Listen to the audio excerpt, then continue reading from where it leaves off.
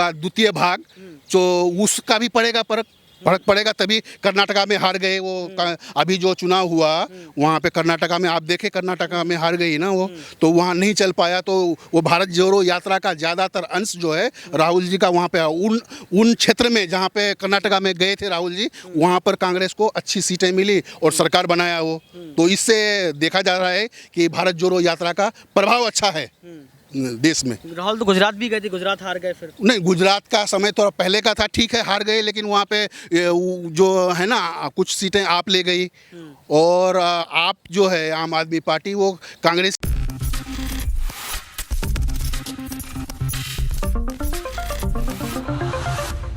लोकसभा चुनाव 2024 नज़दीक है। इसके पहले विपक्ष की पार्टियों ने गठबंधन कर लिया और यहाँ पर एनडीए को चुनौती दे दी। लेकिन इस बीच खबरें सामने आ रही हैं कि गठबंधन तो हो गया, लेकिन जब टिकट बंटवारा होगा तो कैसे गठबंधन चलेगा, क्या गठबंधन टूट जाएगा?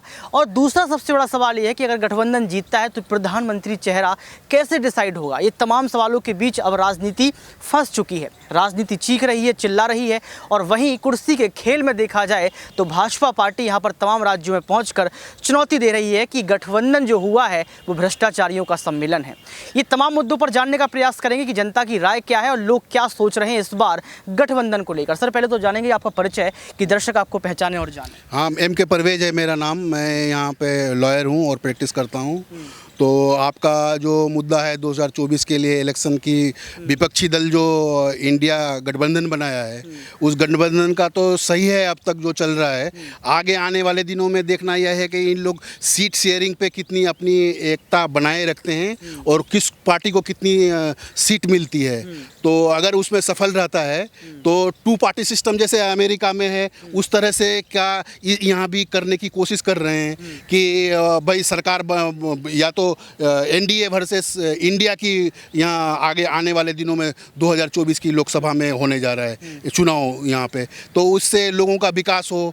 अभी जो बुनियादी मुद्दा ये है कि महंगाई चरम सीमा पर है और बेरोजगारी चरम सीमा पर है अभी।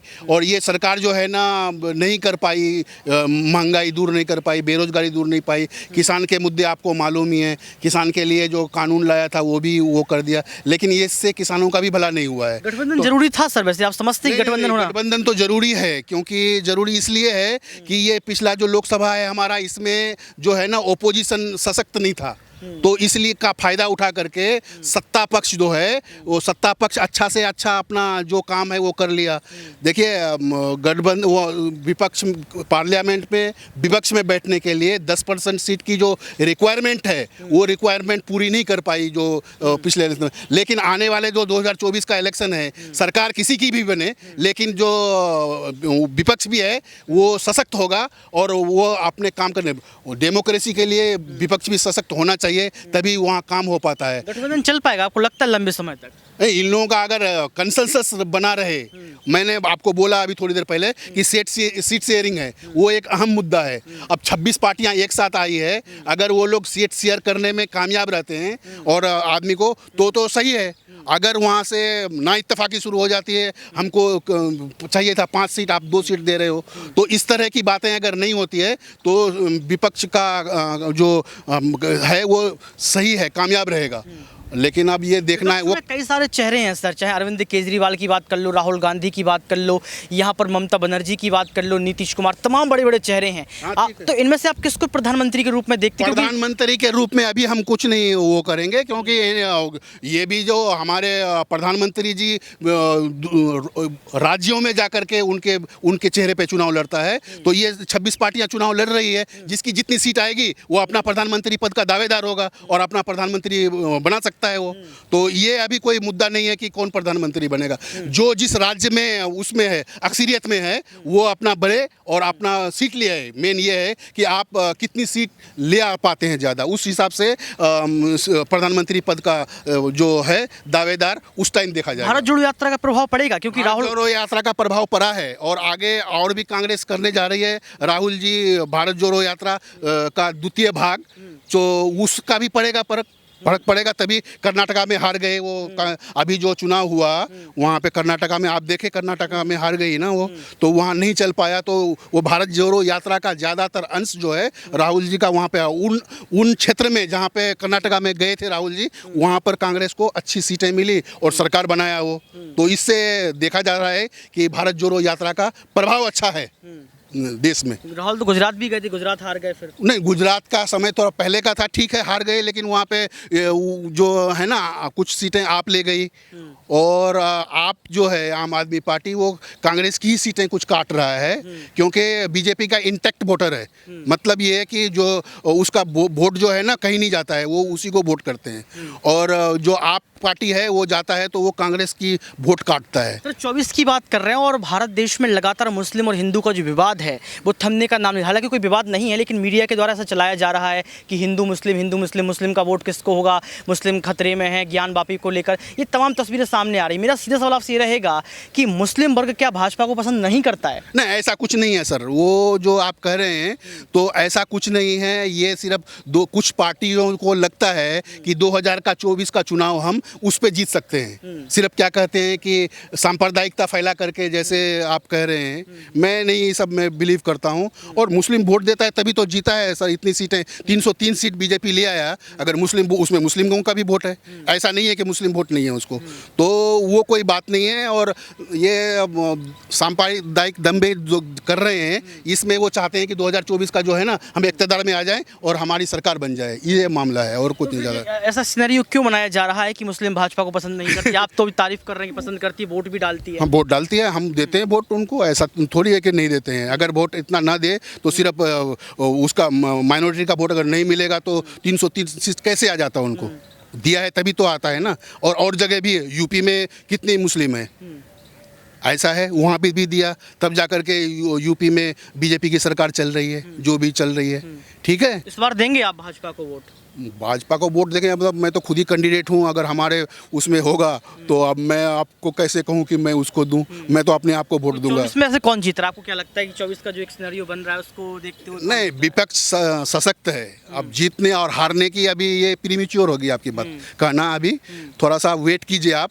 अभी लगातार देखा जाए तो अरविंद केजरीवाल नाराज नजर आ रहे हैं, ममता बनर्जी नाराज नजर आ रही हैं, गठबंधन हुआ है और नाराजगी शुरू हो गई। नाराजगी की कोई बात नहीं है अभी, मैं जहाँ तक समझ पाता हूँ नाराजगी अभी कुछ नहीं है। ये जो ओपोजिशन और दूसरे उसके जो पक्ष वाले हैं ना, वो उसको क्रिएट करते हैं, हाईलाइट करते हैं कि वो नाराज हो गया, वो इधर हो गया, वो उधर हो गया। ऐसा कुछ नहीं है। वो अपने अपने अगर नाराज होते तो वहाँ दिखता, वो वहाँ बिहार में से शुरू हुआ गठबंधन का, और कर्नाटका में भी हुआ, और जगह उनका होना है महाराष्ट्र में। तो ये कोई वो नहीं है अभी। अगर आपसी कलह होगा तो सारे लोग इकट्ठे नहीं होंगे और कंसेंसस नहीं होगा। और नाम भी इंडिया रखा इन्होंने, तो उसमें भी कोई बात तो वो समझ में नहीं आएगी। मोदी जी कह रहे हैं इंडिया नाम रख के गलत कर दिया, इंडिया को भी अलग अलग कर दिया, I.N. ऐसा कह रहे हैं वो उनका है, वो उनको लगता है कि हमारे वोट कुछ उधर डाइवर्ट हो रहे हैं, तो हम उसको हाईलाइट करें ताकि जो वोट उधर जा रहा है वो हमारे तरफ ही आ जाए। ये है, वो ऐसा कुछ नहीं है। इंडिया इम्बलम एक्ट 1951 से गाइड होता है किसी का नाम रखना कि वो नाम सही नहीं है, ये नहीं है, इसके लिए वो अलग इशू है। तो किसी के कहने से या वो करने से नहीं है, नाम रखा अच्छा है। इंडिया क्या है, भारत हमारा देश है। सीधा सवाल आपसे रहेगा, भले ही आप प्रत्याशी बने रहे, चुनाव लड़ें और जीते, बड़ी बात है, लेकिन सवाल मेरा है कि देश के प्रधानमंत्री नरेंद्र मोदी के कामों से आप सहमत हैं? 9 सालों जो काम किया, अच्छे लगे आपको उनके काम? नहीं, इनका काम का आपको पैरामीटर जो है ना वो देखना पड़ेगा। मैंने आपको पहले भी बताया अभी कि महंगाई, बेरोजगारी और ये सब जो मुद्दे हैं, इस पे काम नहीं हुआ है। हाँ, नेशनल लेवल पे कुछ काम हुआ है, और इस सरकार ने जो अभी इम्प्लीमेंट किया है ये योजनाएं पहले की सरकार की है, इसलिए यहाँ का ये आप कहना कि सारे का क्रेडिट मोदी जी को चले जाए, मैं इसको नहीं मानता।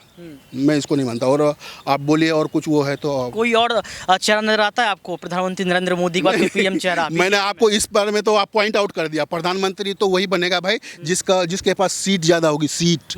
वहाँ MP चाहिए, MP। लाल किले से तो दावा कर दिया ना कि तीसरे टर्म में तीसरी अर्थव्यवस्था। वैसे उनको नहीं कहना चाहिए था। पब्लिक का आशीर्वाद जिसके साथ होगा वो कहता तो ज़्यादा अच्छा होता, हम उनके साथ होते। अब पब्लिक जिसको वोट देगी, पब्लिक जिसको ज़्यादा सीटें देगी पार्लियामेंट में, लोकसभा में 2024 के इलेक्शन में, प्रधानमंत्री पद का उम्मीदवार उसका आदमी होगा। 1000 साल की बात कर दी लाल किले से। ऐसा कुछ नहीं है। 1000 साल यहाँ, अब 1000 साल तो उनकी उम्र भी नहीं इतना मेरे ख्याल में कर पाएंगे, क्योंकि भले पार्टी की अगर बात करें that is separate issue, but ऐसा कि सिर्फ मोदी जी प्रधानमंत्री बने रहे 1000 साल, इट इज़ क्वाइट इम्पॉसिबल। मतलब विपक्ष को मौका मिलेगा, विपक्ष को 100% मौका मिलेगा, मौका मिल रहा है। ये इंडिया जो है गठबंधन, इसके थ्रू मौका मिल रहा है उसको। अब मौका मिलने का कहाँ तक जोड़ के रख पाता है, आगे चलने की बात है। वो 1-2 स्टेप है, अब वो अभी 2024 दूर है, तब तक बहुत सारी बातें जो है वो फैला देते हैं, अफवाह उड़ा देते हैं। आपने सांप्रदायिक इशू का मामला उठाया, हिंदू मुसलमान 80-20 की बातें करते हैं लोग, तो ये हमारा जो है ना डेमोक्रेसी के लिए अच्छा नहीं है। लोकतंत्र में विपक्ष को भी उतना ही वो मिलना चाहिए, और पक्ष वाला तो खैर उनके पास सीटें होती है तो वो सरकार चलाता है, सत्ता पक्ष। मोदी जी कह रहे हैं विपक्ष की बात करें तो जब बोलते तो विपक्ष उठ के भाग जाता, भी देखा होगा राहुल गांधी सहित तमाम लोग बाहर चले। सर इसमें ऐसा नहीं है। देखिए